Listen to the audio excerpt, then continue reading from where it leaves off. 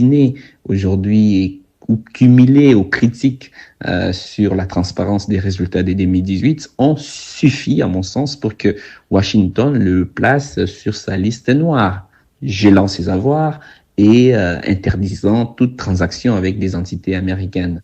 Corneille Nangaa réclame en vain, en 2022, à l'administration américaine de réévaluer les sanctions qui vont avoir de lourdes conséquences sur la suite de son parcours. Je pense qu'il y a eu un Nangaa avant les sanctions américaines et un Nangaa après. Ces sanctions ont en effet marqué un premier point de bascule, l'obligeant à redéfinir son rôle dans l'espace politique congolais. Autrefois technicien des élections et acteur plutôt institutionnel, il s'est retrouvé ainsi marginalisé, coupé de ses réseaux d'influence et sans véritable levier pour rebondir. Deuxième point de bascule, à mon sens, sans doute, c'est aussi l'aspect économique, car ces sanctions, elles ont aussi eu de répercussions sur son business, sur ses affaires. Les relations de Corneille Nangaa avec le chef de l'État se détériorent. Au début, Corneille Nangaa s'entend bien avec le nouveau président Félix Tshisekedi, ce qui lui vaut d'ailleurs des inimitiés avec certains de ses alliés d'antan du camp Kabila. Le chef de la CENI a bel et bien un accès direct au président, du moins jusqu'en 2021. Et puis surgissent ce que Christian Moleka, analyste politique et coordinateur de la dynamique des politologues de RDC, qualifie de couac personnel entre les deux hommes. On peut en citer trois. Le premier, c'est qu'il était sur la liste des sanctions américaines, comme beaucoup d'officiels liés au processus 2018, et qu'il s'est démené pour sortir de la liste. Manifestement, il n'a pas eu le soutien nécessaire au niveau de Kinshasa pour qu'on le sorte de la liste des sanctions.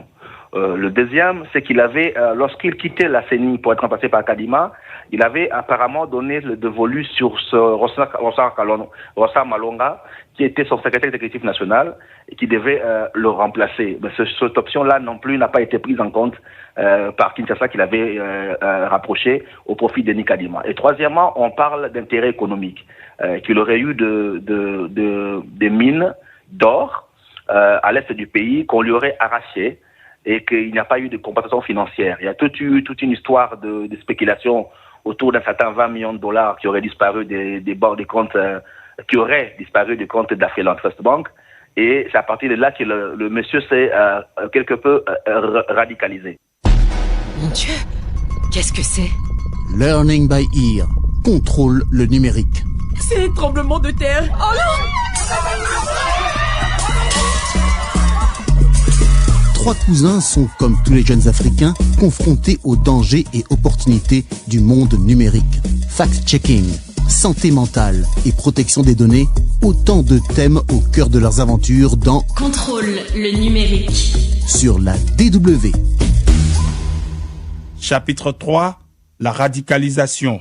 Au cœur de l'affaire de mine qui fait tout changer, il y en a une, surtout, la mine d'or de Nzani-Kodo en Ituri. Cette affaire implique des personnes de l'entourage proche de Félix Tshisekedi, comme son ancien conseiller privé de l'époque, Fortuna Bisselele, ancien homme très influent, tombé depuis en disgrâce. Et Corneille Nangaa se serait senti à l'époque floué par le camp présidentiel. On rapporte de fin 2021 des tensions autour des projets aurifères des Nzani-Kodo en Ituri, dans lesquels il détiendrait des parts. Avec son placement sous sanction, oui, on revient toujours aux sanctions, il aurait alors cherché à se retirer, à céder ses actifs, mais il se serait heurté à des intérêts divergents, notamment de la part de certains proches du président Tshisekedi.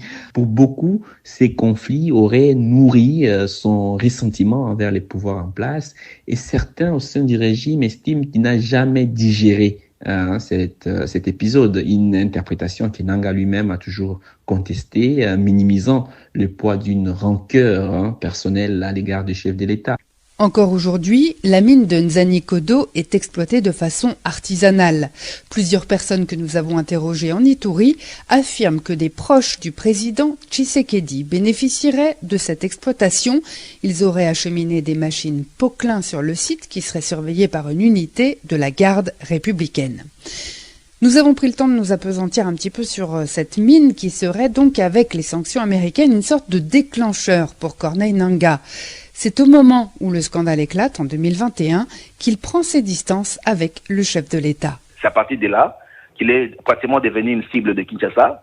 Ses ambitions commençaient un peu à déranger et qu'il a dû quitter le pays. Chapitre 4. Le chef de guerre. Corneille Nangaa a été de 2016 à 2021 le garant du processus démocratique en quelque sorte, en tant que président de la CENI. Et là, il devient chef de guerre en créant l'Alliance Fleuve Congo à laquelle adhère le M23. Lui-même justifie ces tournants par une volonté de corriger l'erreur de 2019.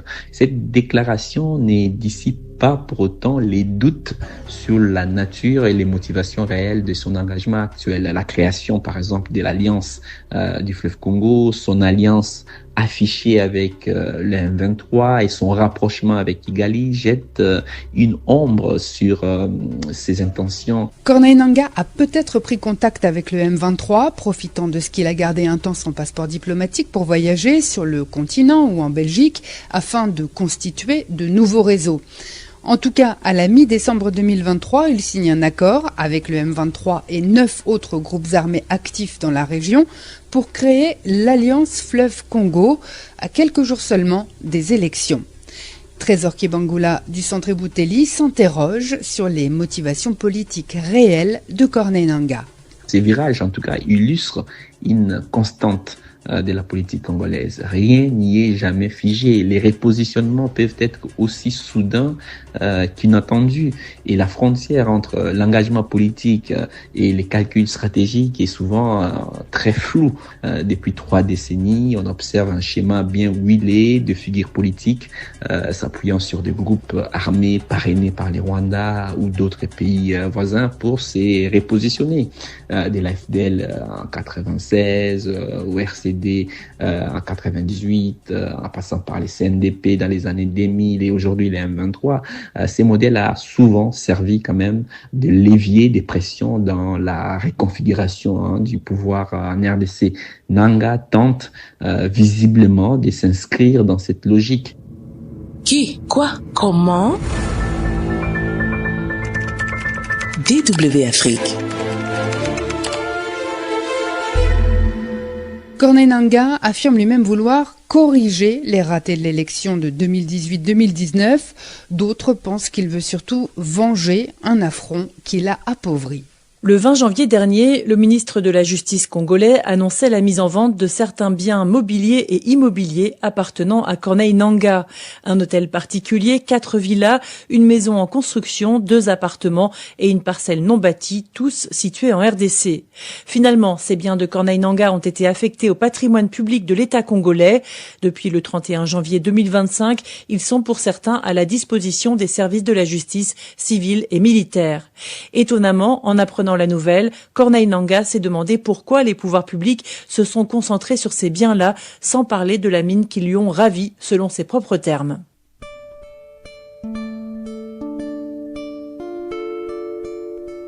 Si j'ai créé le monstre, je pense qu'il m'appartient de le défaire. Voilà ce que déclare Corneille Nangaa en allusion à la présidence de Félix Tshisekedi. Lors de sa prise de parole en début d'année, depuis la ville de Goma dont il venait de prendre le contrôle, Corneille Nangaa et Bertrand Bisimwa, le président du M23, ont annoncé vouloir marcher sur Kinshasa. Certains, comme Christian Moleka, estiment que le M23 et le Rwanda ont en fait saisi l'occasion de placer un Congolais de premier plan comme vitrine de la rébellion.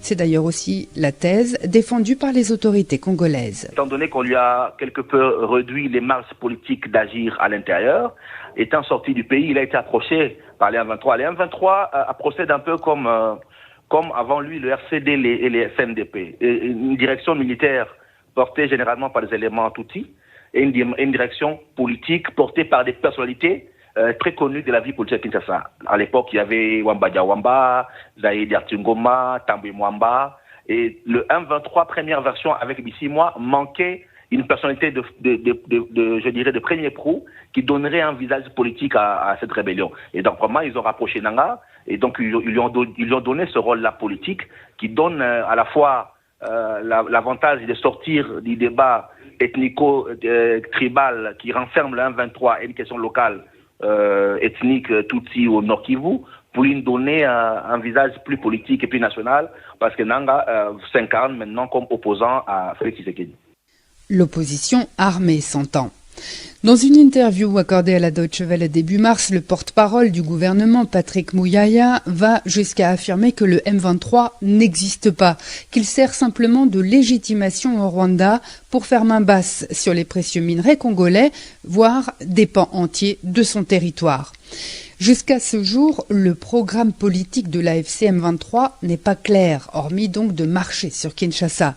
L'AFC se présente néanmoins comme révolutionnaire. Son nom même rappelle la FDL, la coalition mise en place en 1996, avec à sa tête Laurent Désiré Kabila, et qui a traversé le Congo pour renverser Mobutu. L'AFC M23 a conquis plusieurs villes et progressé dans plusieurs territoires du nord et du sud Kivu depuis la prise de Goma fin janvier. Les rebelles ont parfois du mal à gérer ces agglomérations dans leur complexité quotidienne, c'est-à-dire les services administratifs, de santé, l'école, les banques. Et pour l'heure, les civils continuent de souffrir dans les deux Kivu. Quand des déplacés internes rentrent chez eux, parfois, ils trouvent leurs champs et leurs maisons occupés.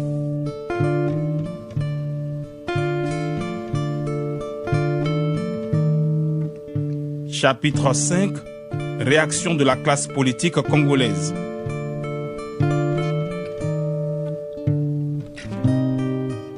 Après la prise de Goma, fin janvier, Corneille Nangaa a rapidement nommé un nouveau gouverneur civil dans la capitale du Nord Kivu, tandis que le gouvernement de Kinshasa venait juste de nommer un nouveau gouverneur militaire installé à Beni pour cette province sous état de siège.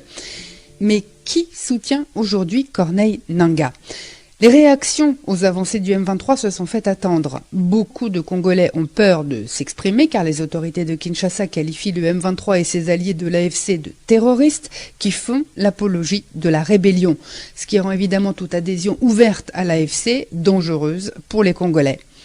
Dans la classe politique congolaise, quelques personnalités seulement ont affiché rapidement leur ralliement à l'Alliance Fleuve Congo, et notamment une figure du parti de Jean-Pierre Bemba, ou encore des membres de la société civile comme Victor Tessongo, un ancien de la Lucha, militant des droits humains en Europe, qui est devenu entre-temps porte-parole de l'AFC.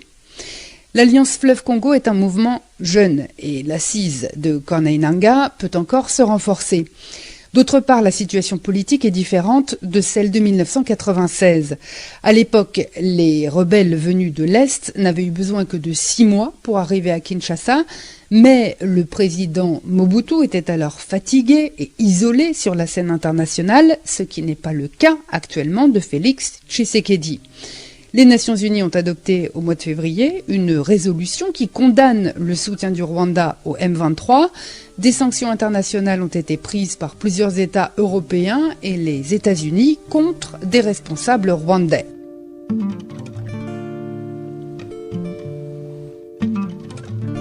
Joseph Kabila, lui, est resté longtemps silencieux.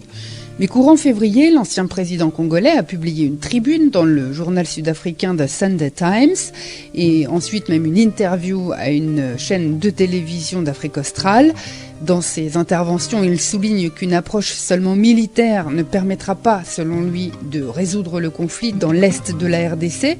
Il souligne par exemple la nécessité aussi de réformes profondes pour une meilleure gouvernance et il prône le dialogue. Pour Patrick Mundeke, conseiller jeunesse de l'opposant Moïse Katumbi, Joseph Kabila a exprimé en fait ce que de nombreux Congolais espèrent. En 2 pages, Kabila a décrit tous les maux dont souffre le Congo et il a appelé les Congolais à une lucidité. Je crois qu'à demi-mot, il nous a carrément appelé à chasser M. Tshisekedi. Et il a demandé à la SADC et à l'Afrique du Sud de ne pas envoyer des troupes. Je suis du même avis que lui, parce qu'on ne peut pas continuer à soutenir un pouvoir dictatorial à la République démocratique du Congo. Kabila a raison. Les églises catholiques et protestantes de la Senko-ECC ont entamé des démarches pour une médiation entre les différentes parties impliquées dans le conflit. Le résultat attendu est de voir les Congolais vivre dignement. Monseigneur Donatien Ncholet, secrétaire de la conférence épiscopale nationale de RDC. Profitant de nos richesses et vivant en paix, non seulement entre nous, mais aussi avec nos voisins des Grands Lacs. Du moment où Kinshasa avait qualifié l'AFC M23 d'un groupe terroriste, Révérend Eric Nsenga, porte-parole de l'Église du Christ au Congo. Alors que le Rwanda les considère comme un groupe congolais avec des revendications congolaises, ça c'est d'une part. D'autre part, le Rwanda considère les FDLR sur notre territoire comme des génocidaires et les Congos considèrent plutôt les FDLR comme des réfugiés politiques. Alors, cette ambiguïté conceptuelle n'a pas beaucoup facilité le terme des négociations, parce que du moment où nous ne nous sommes pas mis d'accord sur la considération nette et claire de chaque groupe, et cela a beaucoup plus compliqué la négociation. Prince Epenge, porte-parole de la plateforme Lamuka, la coalition dirigée par l'opposant Martin Fayoulou, estime que seule cette initiative de la Senko-ECC pourra permettre au pays de sortir de la crise actuelle. Fayoulou a toujours insisté que les enfants du Congo se parlent. Il y a chaos dans le pays, il y a urgence que les Congolais se mettent autour d'une table. Et donc, jusque-là, la seule démarche que nous reconnaissons, que nous soutenons, c'est la démarche Senko-ECC, dialogue entre Congolais avec toutes les parties prenantes. Les acteurs importants dans ce conflit, surtout d'M23, aussi l'Alliance Fleuve Congo. Christophe Titeka de l'Université de Anvers en Belgique. Mais aussi des alliés d'M23, ils utilisent toujours Kampala comme place de réunion. L'M23, quand ils font des mouvements, ils passent souvent par l'Ouganda. Les Nations Unies, ils disent c'est impossible que Kampala ne soit pas au courant de ce mouvement. De son côté, Roger Manzekele, membre de la société civile et du mouvement citoyen des Indignés, ne soutient pas l'idée du président Tshisekedi de passer un accord avec les États-Unis sur les minerais congolais. Si les États-Unis et les multinationales s'intéressent au sous-sol, c'est-à-dire les minerais, le Rwanda et l'Ouganda, eux, s'intéressent au sol, c'est-à-dire occuper plus d'espace, avoir une zone d'influence dans ces espaces et pourquoi pas balkaniser un autre pays par ces espaces qu'ils occupent. Les autorités congolaises offrent 5 millions de dollars de récompense à toute personne qui permettra l'arrestation de Corneille Nangaa, Bertrand Bisimwa et Sultani Makenga, qui sont les deux chefs du M23, l'un politique, l'autre militaire. Leurs activités à la tête de ces mouvements armés ont valu à ces trois hommes d'être condamnés à mort l'année dernière, c'était en août 2024. La condamnation a été d'ailleurs confirmée en appel pour 5 co-accusés, également membres de l'AFC, qui eux étaient présents devant les juges. C'était au mois de décembre et parmi eux se trouvait le frère de Corneille Nangaa. Le ministre de la Justice, Constant Mutamba, a appelé à l'exécution immédiate des condamnés présents à Kinshasa. La haute cour militaire a en revanche décidé de surseoir à la procédure d'appel pour Corneille Nangaa et les deux responsables du M23 qui ont été condamnés en leur absence. Vive le Congo indépendant et souverain. Kondo Lumumba. Congolais boyato sangana to récupérer mboka na biso. Tolobake convidé. Lamuka, Lamuka, Lamuka, Lamuka. Congo nangai, Congo na yo, Congo na ye, Congo na biso. C'est la fin de cette émission consacrée à Corneille Nangaa. Merci à toutes celles et tous ceux qui y ont contribué. N'hésitez pas à réagir sur les réseaux sociaux, par exemple sur notre page Facebook DW Afrique. Bonne fin de journée à tous.